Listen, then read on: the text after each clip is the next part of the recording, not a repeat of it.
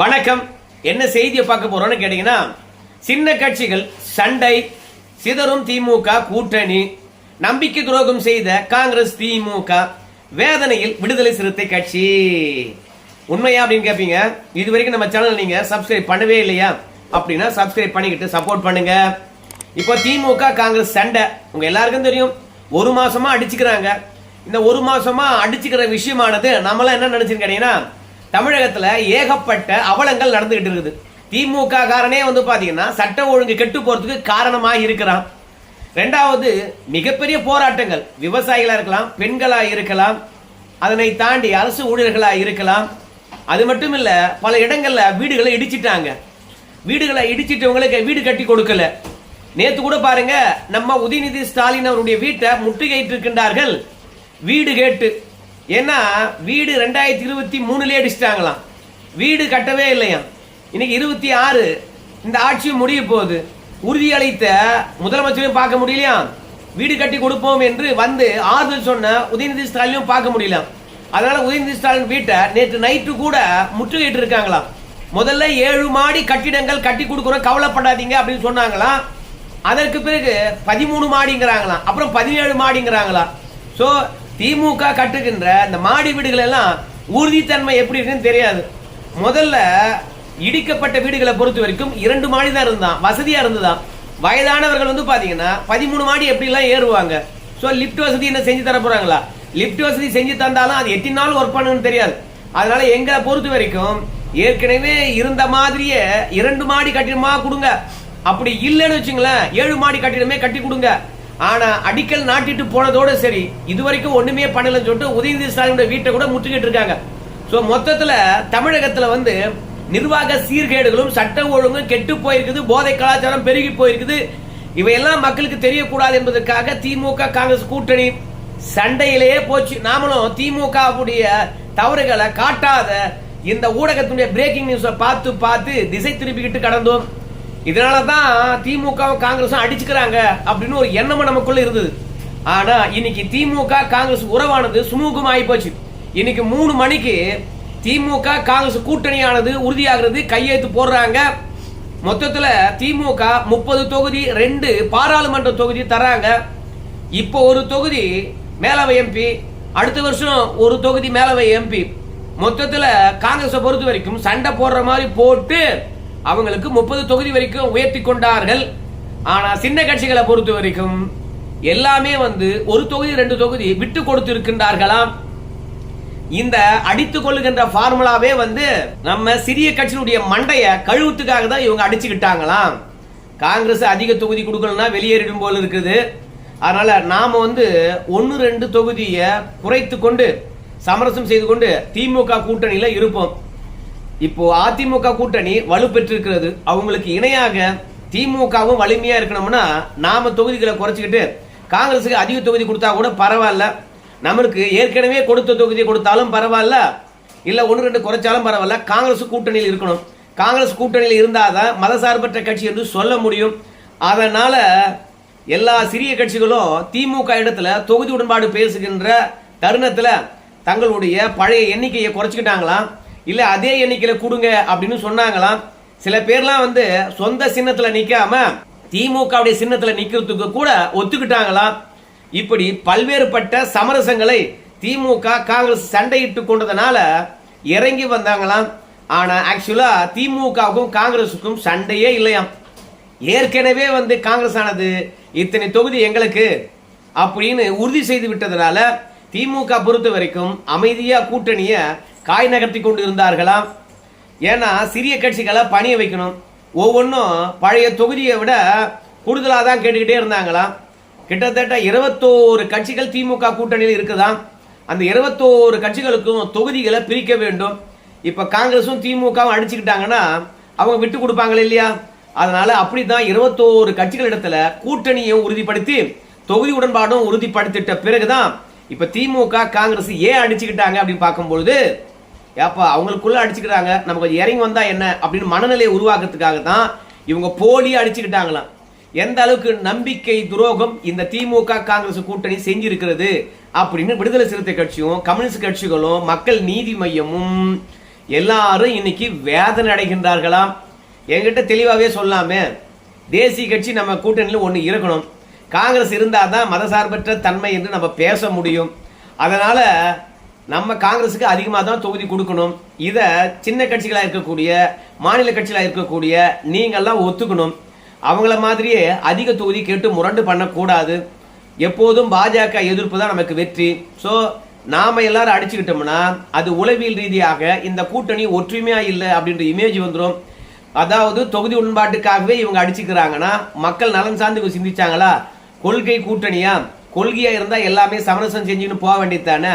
கொள்கையை தாண்டி அதிகாரத்துக்காக பாரு அடிச்சுக்கிறாங்க அப்படின்ற இமேஜை பாஜகவும் அதிமுக உருவாக்கிடுவாங்க.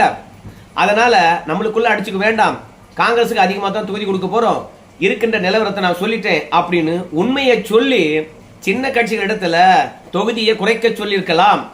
ஆனா திமுக அப்படி பண்ணாம ஒரு நாடகம் ஆடி ஏதோ காங்கிரஸ் அடிச்சுக்கிற மாதிரியும் வெளியேற மாதிரியும் ஒரு பிம்பத்தை உருவாக்கி சின்ன கட்சிகளை சமாதானம் படுத்தியிருக்கின்றார்களாம்.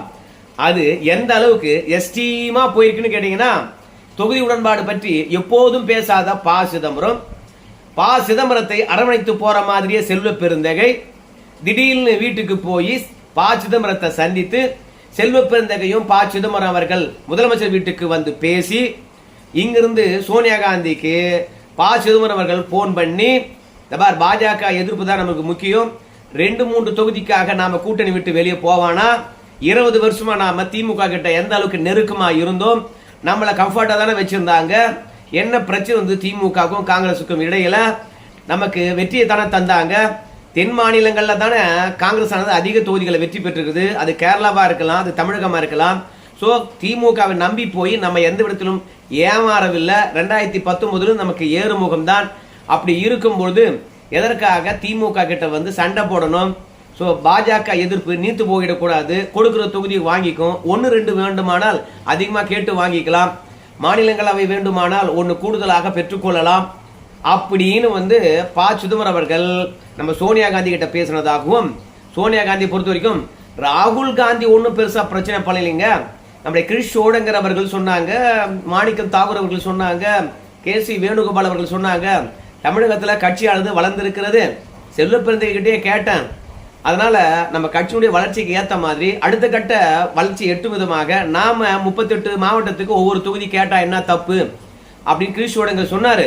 ஸோ கிரிஷ் சோடங்கருடைய அளவுகோல் அடிப்படையை வச்சுதான் திமுக கிட்ட நம்ம பேரம் பேசணும் அப்படின்னு சோனியா காந்தி சொன்னதாகவும், அதனால கிரிஷ் சோடங்கர் அவர்கள் தமிழகம் வந்தாருன்னா அது பிரச்சனை ஏற்படும், கிரிஷ் சோடங்கரும் KC வேணுகோபால் அவர்களும் தமிழகம் வர வேண்டாம், திமுக ஏக கடுப்பில் இருக்குது, இணக்கமா இருந்த கூட்டணியை உடைச்சதும் இல்லாம ராகுல் காந்திக்கும் ஸ்டாலினுக்கும் இடையில் இருக்கக்கூடிய சகோதர உறவையும் உடைச்சிட்டவங்க இவங்க தான், அதனால கூட்டணி இறுதி செய்கின்ற வரைக்கும் இவங்க தமிழக பக்கம் எட்டியே பார்க்க வேணா KC வேணுகோபால் மற்றும் கிரிஷ் சோடங்கர், அதற்கு பதிலாக வேற யாராவது அனுப்புங்க அப்படின்னு வந்து ப சிதம்பரம் அவர்கள் பேச, ப சிதம்பரத்தின் வேண்டுகோளை ஏற்று தெலுங்கானாவில் முதலமைச்சர் இருக்கக்கூடிய ரேவந்த் ரெட்டி அவர்கள் வந்து பார்த்தீங்கன்னா முதலமைச்சர் கிட்ட பேச, பிறகு கர்நாடகாவில் இருக்கக்கூடிய துணை முதலமைச்சர் சிவகுமார் அவர்கள் பேச, நைட்டு முழுவதும் பேசப்பட்டு காலையில 4:30 மணிக்கு உறுதிப்படுத்தினார்களாம்.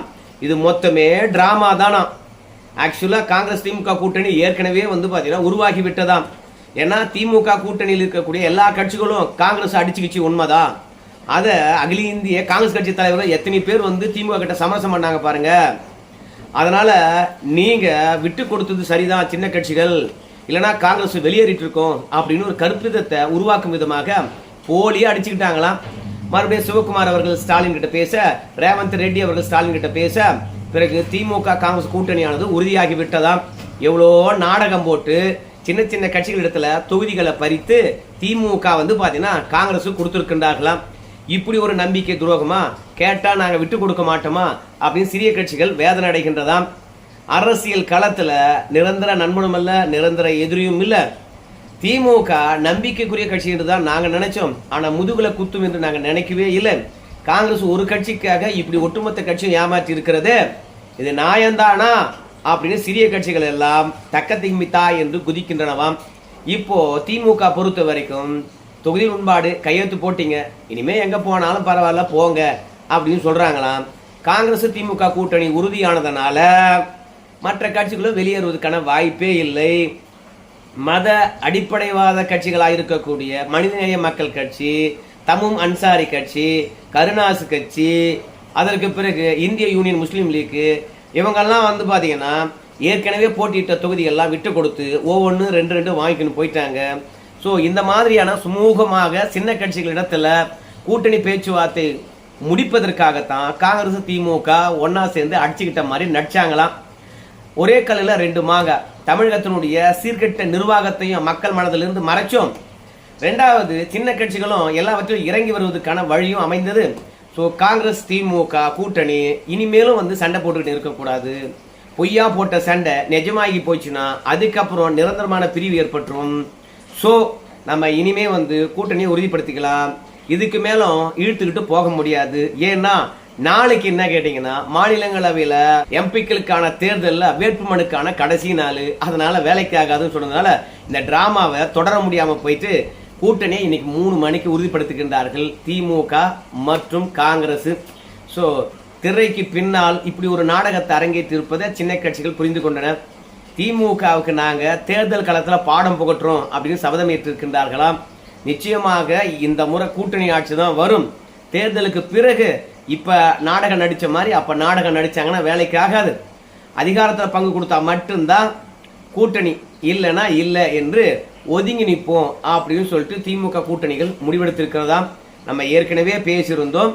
திமுக வேட்பாளரை தேர்ந்தெடுப்பது கூட பார்த்து தான் தேர்ந்தெடுக்கிறாங்க. ஏன்னா தேர்தலுக்கு பிந்தைய பாஜகவுடைய அரசியலானது பயங்கரமா இருக்கும். விலை பேசுகின்ற குதிரை பேர அரசியல் அதிகமா இருக்கும்.